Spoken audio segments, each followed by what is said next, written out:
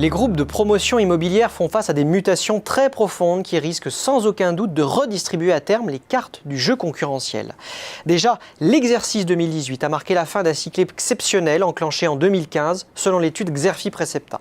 Les ventes et réservations de logements neufs ont en effet diminué du fait des restrictions imposées à certains dispositifs tels que la loi Pinel ou le prêt à taux zéro.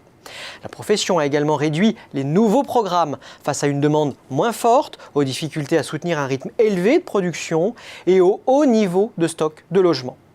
Sur le front de l'immobilier tertiaire, le bilan 2018 est mitigé. Les surfaces démarrées de bureaux ont certes progressé de près de 15%, mais les segments du commerce ou de l'immobilier logistique, eux, ont reculé. Deux facteurs de mutation impactent aujourd'hui, à long terme, la profession. Citons d'abord la vague numérique qui touche le secteur à plusieurs niveaux. Outre le développement des équipements connectés dans les bâtiments, la commercialisation des biens se digitalise. Celle-ci permet aux promoteurs de taille intermédiaire de mieux s'affirmer face aux leaders comme le groupe Pichet, Vinci Immobilier, Kaufmann & Broad, Bouygues Immobilier ou Altaria Cogedim. Le numérique fait également émerger d'innombrables nouveaux modèles d'affaires en périphérie du secteur, avec à la clé des menaces de captation de la valeur.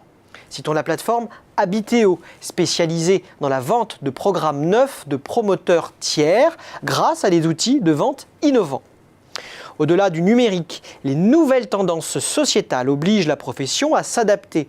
La population vieillit, les seniors préfèrent se maintenir à leur domicile et la part des célibataires et des familles monoparentales progresse dans la population. Tout cela presse les promoteurs à innover. Face aux opportunités et menaces posées par le numérique et les évolutions sociétales, les promoteurs activent plusieurs leviers de croissance. Les bâtiments connectés constituent l'un des principaux leviers pour renouveler leur offre. Les promoteurs misent également sur le BIM. La maquette numérique permet en effet de réduire les coûts de réalisation et de renforcer la proposition de valeur auprès du propriétaire du bâtiment. La profession intègre aussi l'innovation et les propositions des startups pour ne pas se laisser dépasser par les nouveaux acteurs dont nous avons parlé. Cela passe par un soutien à des incubateurs spécialisés, par le recours à de nouveaux véhicules de financement et par des collaborations étroites afin de lancer de nouvelles offres dans les domaines techniques ou commerciaux. Je pense à la 3D, à la réalité virtuelle ou encore aux nouveaux outils pour personnaliser les logements. Le green reste aussi un élément fort dans la stratégie des promoteurs, la dimension environnementale étant un gage de qualité des produits, en particulier dans le tertiaire. Finalement, tous ces axes de croissance laissent le jeu concurrentiel très ouvert au cours des prochaines années.